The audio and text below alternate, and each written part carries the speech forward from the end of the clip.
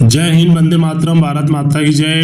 Pension धारकों के लिए एक बार बड़ी खुशखबरी, वन रैंक वन पेंशन योजना। साथ में केंद्रीय कर्मचारियों और लाखों पेंशन धारकों को 25 सितंबर तक सरकार पूरा पैसा ट्रांसफर करने वाली है। 18 माह का arrear additional pension one rank one pension योजना के तहत हर साल 1.5% पेंशन इंक्रीज करने का ऐलान कर दिया है। जो 5 साल का जो झंझट था उसको भेदभाव पूरी तरीके से खत्म कर दिया है। सरकार ने सभी रैंक वाइज सभी का पेंशन लिस्ट भी जारी कर दिया गया है। किनका कितना पेंशन बढ़ा हुआ है आपको इस वीडियो के माध्यम से जानकारी देंगे। साथ में एफएमए फिक्स मेडिकल अलाउंस 5,000 रुपये घोषित करने का भी ऐलान किया है। और पूरे भारत में हर एक पेंशन धारकों का कोरोना काल में जो पैसा रोका गया था सरकार द्वारा उन सभी को यह पैसा 25 सितंबर तक देने का ऐलान किया गया है। और जो हमारे रिटायरमेंट है पेंशन धारकों को रिटायरमेंट के बाद कोई भी वसूली नहीं होगा। साथ में न्यूनतम पेंशन वृद्धि की जो मांग कर रही थी यूपीएस, पूरे भारत में यूपीएस को लेकर हर जगह पूरे भारत में इसका प्रदर्शन किया जा रहा है कि यूपीएस को सरकार बंद करे, इसके जगह ओपीएस लाए और 7500 plus pension plus DA guarantee. Modi की पेंशन का क्या वादा है, एक एक जानकारी हम आपको इस वीडियो के माध्यम से देंगे। आप इस वीडियो को शुरू से लेकर आखिरी तक देखें। 20 साल के बाद 50% पेंशन कर्मचारियों का अंशदान पूरा मिलने वाला है। साथ में केंद्रीय मंत्री डॉक्टर जितेंद्र सिंह ने पेंशन भोगियों को एक बहुत बड़ा तोहफा दिया है, जो एक सपना पूरा हुआ है। एक एक जानकारी हम आपको इस वीडियो के माध्यम से देने वाले हैं, तो आप इस वीडियो को शुरू से लेकर आखिरी तक और इसको जरूर शेयर करें। तो चलिए शुरू कर। वरिष्ठ नागरिकों और हमारे लाखों पेंशन धारकों के लिए एक बार फिर से बड़ा सपना पूरा होने वाला है।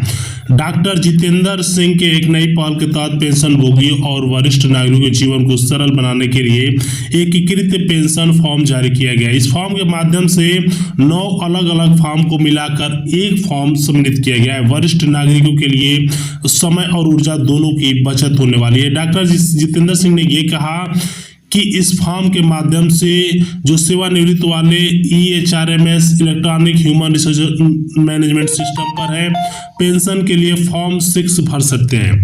साथ में जो अधिकारी इस सिस्टम पे नहीं है वो भविष्य पोर्टल के माध्यम से फॉर्म 6A भर सकते हैं। देखिए टोटल इस फॉर्म का मेन ऑब्जेक्ट है कि पूरे भारत में हमारे केंद्रीय कर्मचारियों का जो बकाया पैसा है वह पूरी तरीके से एक मुश्त खाते में ट्रांसफर किया जा सके, भविष्य में किसी भी प्रकार का उन्हें कोई दिक्कत न सामना करना पड़े। साथ में सरकार ने यह भी डिसीजन लिया है जो रैंक वाइज पेंशन में वृद्धि में गड़बड़ हुआ था, किसी रैंक का पेंशन कम किसी का ज्यादा, उन सभी को लेकर उस त्रुटि को भी सरकार ने दूर कर दिया है। सभी पेंशन धारकों का पेंशन की रकम एक सीमित तक बढ़ चुका है, जिसमें हर एक पेंशन धारक खुश। लाखों पेंशन धारकों को यह भी तोहफा मिलने वाला है कि जिनका एरियर है, सबका डिमांड है कि सरकार उन सभी का पैसा पूरी तरीके से इस महीने के अंत तक देगी। तो मैं आपको बताना चाहूंगा सरकार ने साफ साफ डिसीजन लिया है कि 1 जुलाई 2024 से पूरे भारत में DAR को आपका 55% निर्धारण कर दिया गया। अब जब इससे 55% निर्धारण कर दिया गया, जो 75 साल के ऊपर वाले पेंशनरों के लिए बड़ी खुशखबरी है, क्योंकि उनके एरियर का 50% हिस्सा मिलने वाला। मुख्यमंत्री सुखविंदर सिंह सुक्खू ने 15 अगस्त को दोहरा आयोजित में अंतर्राज्यीय कार्यक्रम में पेंशनरों को जो 75 साल जो उम्र के आधार पर पेंशन धारक का जो पैसा बाकी था उसको एक मुश्त केंद्र सरकार या एरियर देने का ऐलान कर दिया। सरकार की तरफ से राज्य मीटिंग में और जो हमारे सेंट्रल मीटिंग, दोनों मीटिंग में यह फैसला लिया गया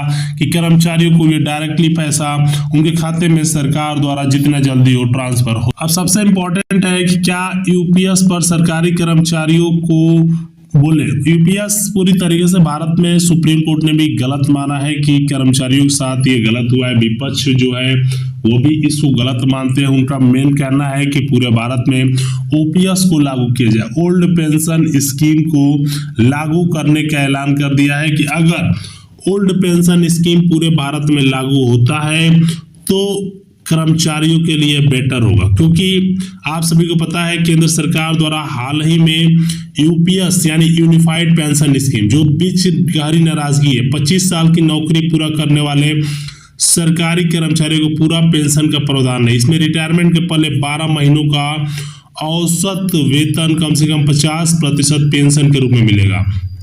इसके अलावा अगर 10 साल की सेवा अगर आप पूरा करते हैं तो न्यूनतम जो पेंशन है 10,000 रुपये डिमांड किया गया है। तो अब यूपीएस के खिलाफ कर्मचारी संगठनों की जो नाराजगी जाहिर थी, यह सरकार कर्मचारियों के साथ छल है, इसे किसी भी सूरत में स्वीकार नहीं करेंगे और पुरानी पेंशन स्कीम बहाली के लिए आंदोलन कर अब दोबारा इस आंदोलन की योजना भी बना रहे हैं। National mission old pension scheme. Bharat के अध्यक्ष मनजीत सिंह पटेल ने कहा कि सरकार यूपीएस लागू करके कर्मचारियों के साथ धोखा किया है। सरकार ने अपने योगदान को 14% से बढ़ाकर 18.5% कर दिया, लेकिन उनकी मांग रिटायरमेंट और बेसिक सैलरी डीए के बराबर 50% पेंशन की थी, न कि योगदान में बदलाव का। डॉक्टर पटेल ने यह भी कहा कि कर्मचारियों की दूसरी मांग है उनका पैसा बिल्कुल जीपीएफ की तरह रिटायरमेंट पर वापस किया जाए, लेकिन सरकार यूपीएस के तहत कर्मचारियों को 10% और अपना 18.5% योगदान ले रही है और केवल आखिरी 6 महीने की सैलरी जितनी राशि वापस करेगी। ऐसी स्थिति में यूपीएस से बेहतर एनपीएस हो सकता है। इसके बेहतर उसके अनुसार ओपीएस की बहाली के लिए यूपीएस में ओपीएस जैसा कोई प्रावधान नहीं, इसलिए कर्मचारी अपना आंदोलन जारी रखें। कॉन्फेडरेशन ऑफ सेंट्रल गवर्नमेंट की तरफ से एसबी यादव ने भी स्पष्ट किया कि ओपीएस ही चाहिए, यूपीएस किसी भी सूरत में स्वीकार नहीं किया जाएगा। अखिल भारतीय रक्षा कर्मचारी महासंघ के एनओसी की प्रतिक्रिया में इसको जेएसएम के प्रतिनिधियों ने बहिष्कार कर दिया। ओपीएस को लेकर सकारात्मक प्रतिक्रिया दी।